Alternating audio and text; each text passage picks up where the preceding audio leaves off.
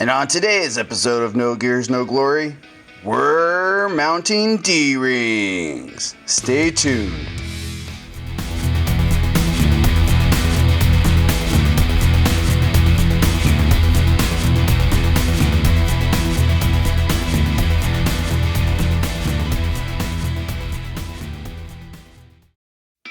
Hello friends! Here's the project of the day. We're going to be putting some D-rings on our trailer so we can properly tie down the RZR and, if all goes well, the quads as well on our trailer. These are some pretty stout D-rings. They have a 5,000 pound capacity. It's a 1,600 pound working load limit, and we're going to put 4 of these on the trailer today. As you can see here, how we're currently tying this down, I am not happy with it. What we're doing is we're basically using the mounting posts, and of course we want to go over the suspension pieces, the hard mounted points of the suspension, because you do not want to tie it down using the front end. Anything that's a sprung point, it's not a good place to tie it down, because as you drive, the carriage is going to bounce up and down, which is going to constantly pull on your straps, and that is not good for the strap, and it's not good for the safety of the vehicle, because it could come undone from your hook. And if in the case of a rollover, there's lots of movement there, it's not strapped down.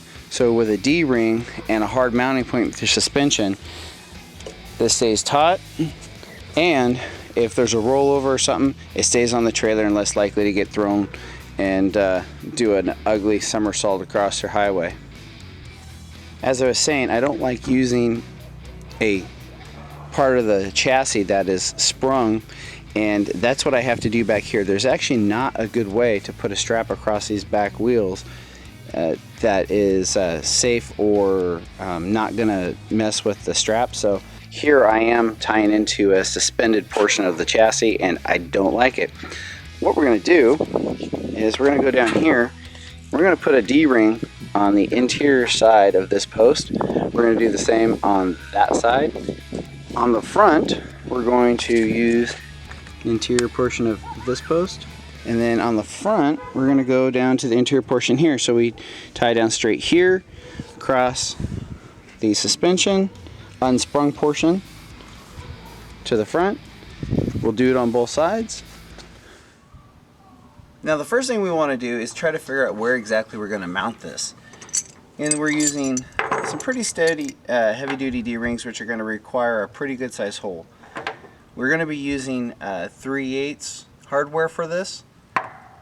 I believe a low mounting point is probably the best solution for this. So right about there, I believe, is a good idea.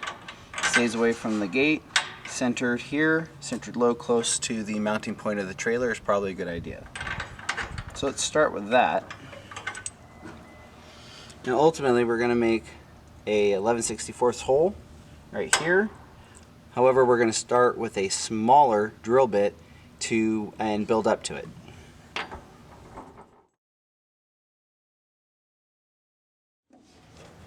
This is not a great angle. Do your best to find the center of the hole for the bolt, and go ahead and make your beginning drill mark.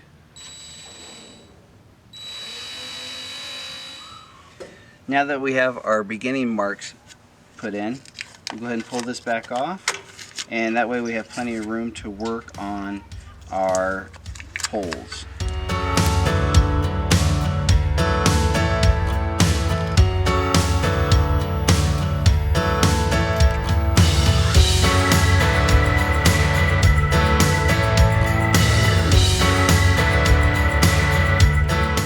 See, this is where you want to be really careful. I've got some really lopsided holes here, unfortunately. So this isn't going to sit as straight as I'd like it to. Now we want to increase that hole size. This is probably a bigger jump than what I should probably do, but I'm going to give it a try. Yeah, that's a pretty big jump. Let's go to a smaller bit.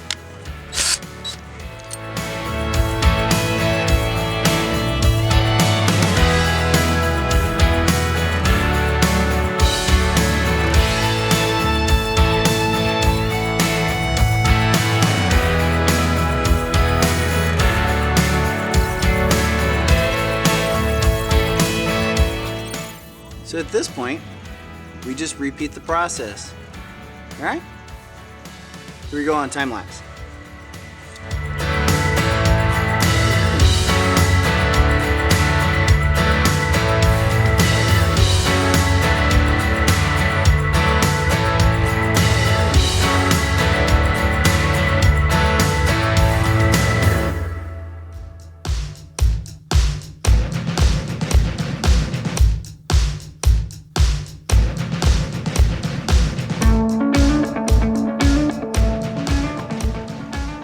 All right, let's see if it fits.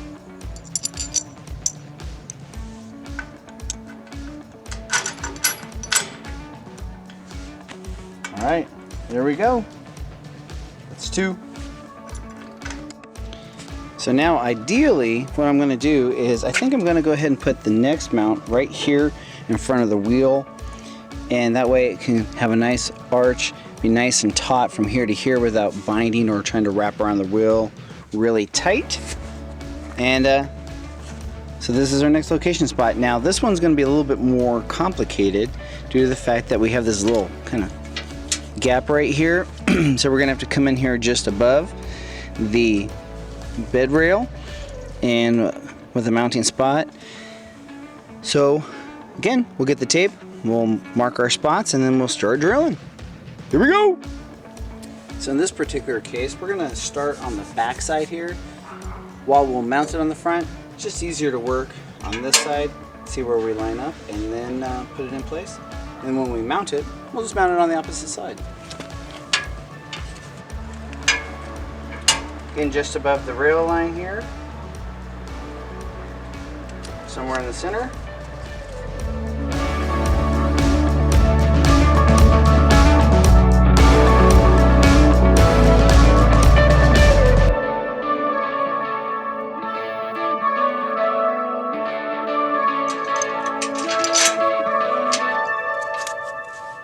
And it fits.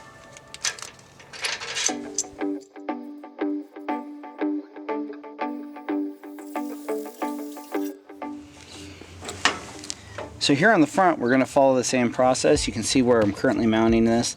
Again, I don't necessarily like this setup, so this is going to be way better. All right, let's get into it.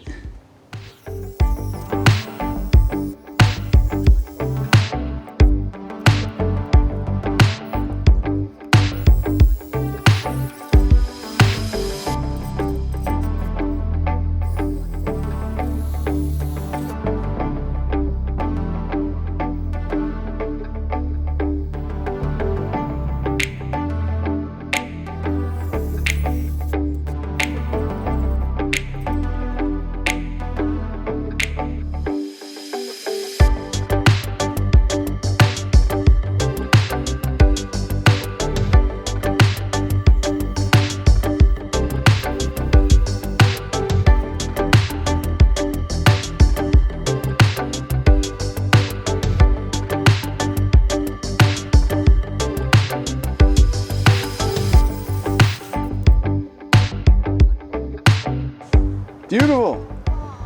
All right, let's get some hardware on here.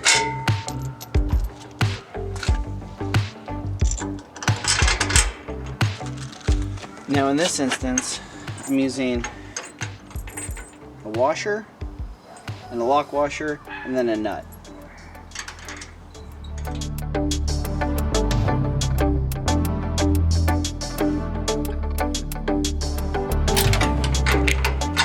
And there you go. All right, let's just do that 7 more times. See you in a minute.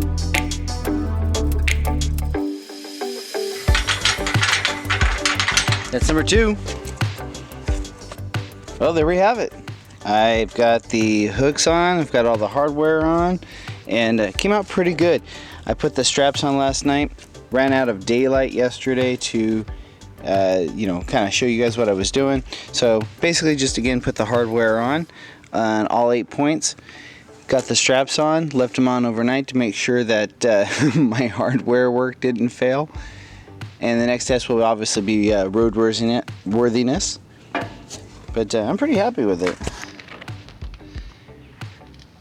And to show you what I'm talking about, when you tie down your rig, You want to go through a suspension point. Don't go over your axles. Do not go over your axles, but go over your suspension points. Watch out for your brake lines, so probably don't want to go up here. But it's best to go over suspension point. This is unsprung areas of the car, so as the car goes down the road on your trailer, the chassis is going to be bouncing up and down, which would normally be pulling on your straps if you're tied to the chassis point. Don't do that. Tie it to your suspension like this, and it allows the chassis to move up and down, and your straps will stay good and safe. And again, in case of a rollover, it'll also hold your machine to the trailer, and you won't be throwing the trailer and the machine away from each other. So this one I actually didn't mount up yet, the strap that is, but got the hook here, got the hook. There we go. Very happy with that. Pretty simple thing to do. It took a couple hours just to drill and make my way around the trailer. Thanks so much for watching, guys. Appreciate your time. We'll see you here next time on No Gears, No Glory. Bye-bye.